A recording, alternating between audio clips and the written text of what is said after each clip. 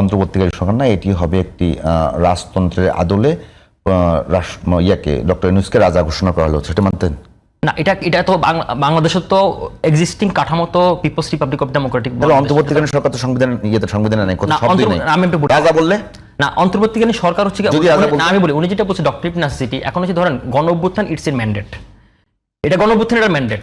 কারণ কি, এটা হচ্ছে মূল কথা। আপনি দেখেন, আরো আপনাকে বলি, হাসিনা 3টি ইলেকশন করলো, হাসিনার যে আপনার যে কাঠামোটা ছিল সেই কাঠামোতে তাকে আপনি একটা স্মুথ পাওয়ার ট্রানজেকশন তাকে সরানো কোনোভাবে পসিবল না। যার কারণে তো যে গণ অভ্যুত্থান হলো, গণরোষ, মাস মোবিলাইজেশন বলে এটাকে। এখন মাস মোবিলাইজেশন বা মাস আপরাইজিংটা তখন হলো যে গণ অভ্যুত্থান ইটস এ ম্যান্ডেট, এটা নিয়ে কোনো প্রশ্ন করার কোনো সুযোগ নেই। কিন্তু পরবর্তী সময়ে এখন আপনাকে আমি বেনিফিট অফ ডাউট দিতে চাই। উনি যে বলছে জনগণের অভিপ্রায়, জনগণের এটা অভিপ্রায় ঠিক আছে, কিন্তু জনগণের চরম অভিপ্রায় না, শব্দটা খেয়াল করেন, জনগণের চরম অভিপ্রায় না। আপনি দেখেন, ইভেন যতগুলো অর্ডার হয়েছে প্রত্যেকটা অর্ডার কোথাও কিন্তু লেখা নাই জনগণের অভিপ্রায়ের ভিত্তিতে এটা নিয়োগ করা হয়েছে, জনগণের অভিপ্রায়ের ভিত্তিতে তাকে বসানো হয়েছে, প্রত্যেকটা কিন্তু রাষ্ট্রের সাংবিধানিক ধারা অনুযায়ী মানা হয়েছে। এখন আপনার এই যে অন্তর্বর্তীকালীন সরকারের যে তার হচ্ছে নৈতিক ম্যান্ডেটটা হচ্ছে গণঅভ্যুত্থান, রাইট, কিন্তু তার আইনি বৈধতা নাই, তাই তো? এখন তার আইনি বৈধতা দিবে কেনা? পরবর্তী গভর্নমেন্ট, মানে পরবর্তী পার্লামেন্ট। পরবর্তী তাহলে তো এখানে জুলের দরকার নেই আর। এক্স্যাক্টলি। এখন হচ্ছে আমি পয়েন্টে আসি। তখন হচ্ছে কি আপনার এই যে তারা গণভোটের কথা বলছে, পৃথিবীর কোন দেশে কি এটা আপনি দেখাতে পারবেন যে আপনার একটা পার্লামেন্ট ছাড়া গণভোট হয়েছে? বলতে পারবেন আপনি? আপনার তো কনস্টিটিউশন আপনার রানিং করতেছে, আপনি গণভোট কিভাবে করবেন? তারপর আপনি দেখেন, উনি যে বলছে যে সাংবিধানিক, বাংলাদেশে হয়েছে কোথায়? জিয়াউর রহমানের গণভোট তখন মার্শাল ল ছিল, ইয়ার আগে ছিল, তখন মার্শাল ল সাথে গণভোট মানে ইয়ার আগে হয়েছে, মার্শাল ল ছিল। এখন কি চলছে? মার্শাল, এখন তো মার্শাল ল না। মানে আপনি কি মনে করেন অভ্যুত্থানের সরকার মার্শাল হচ্ছে খারাপ? না, আমি খারাপ ভালো পক্ষে বলতেছি না, আমি আপনাকে লিগ্যালি বলতেছি। এটা এক্সট্রাঅর্ডিনারি না? না, আমি লিগ্যালি বলতেছি মার্শাল ল এক্সট্রাঅর্ডিনারি, অভ্যুত্থানের সরকার তখন সংবিধান স্থগিত ছিল, এখন সংবিধান স্থগিত না তো।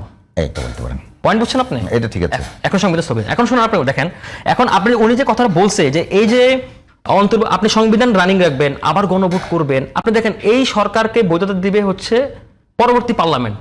তো পরবর্তী পার্লামেন্ট আপনাকে বৈধ দেওয়ার আগে আপনি গণভোট আয়োজন করা কারা? এক নম্বর প্রশ্ন। আর পৃথিবীর কোন দেশের ইতিহাসে কোন প্যাকেজ আকারে গণভোট হতে পারে? এখন আপনি বলতে পারেন যে আমাদের আগের গণভোটগুলো কি হয়েছে, হ্যাঁ, জিয়াউর রহমান করছে, আপনি এরশাদ সাহেব করছে। জিয়াউর রহমান কিভাবে করছে আপনি দেখেন, জিয়াউর রহমান গণভোট একটা ইন্টারেস্টিং স্টোরি আছে, এটা অনেকে মিস করবে, আমি একটু ব্যাখ্যা দিতে চাই।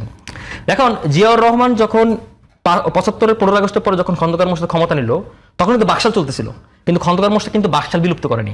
তিনি কিন্তু স্বাধীনতার সংবাদপত্রে যে 4টি জিনিস ছিল, সংবাদপত্র নিষিদ্ধ, রাজনীতি দল নিষিদ্ধ, এগুলো কিন্তু কোনোটা উঠায়নি। তার পরবর্তী ওনার সময় কিন্তু পরবর্তী পারভেজ মোশাররফ কিন্তু ক্ষমতা নিয়েছিল, তিনিও করেননি সেটা।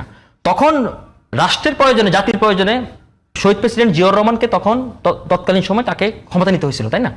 উনি ক্ষমতা নেওয়ার পরে 51 বার কুয়ের চেষ্টা হয়েছিল, 27টা ছোট বড় কু হয়েছে, বিমান বাহিনীর অনেক মানুষকে মরতে হয়েছে, তাই না?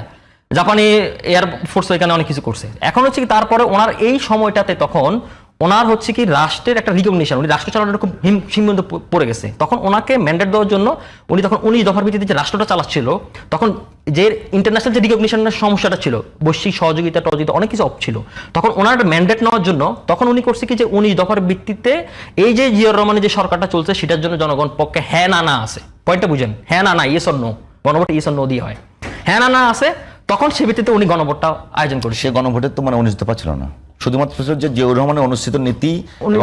আমি সেটা বলছি, এই ভিত্তিতে করেন কিনা, উনি যে রাষ্ট্র চালাচ্ছিল কারণ হচ্ছে ইন্টারন্যাশনাল রিকগনিশনের সমস্যা ছিল, ওটা ম্যান্ডেটটা নেওয়ার জন্য উনি গণভোট আয়োজন করছিলেন, কারণ এটা বৈশ্বিক স্বীকৃতি দরকার ছিল। এখন এই সরকারকে তো আমরা কেউ চ্যালেঞ্জ করিনি যে সরকার অবৈধ, এই সরকার চলে যাক, এই সরকারকে হাসিনাকে ষড়যন্ত্র করে উৎখাত করছে, পার্লামেন্টকে রাষ্ট্র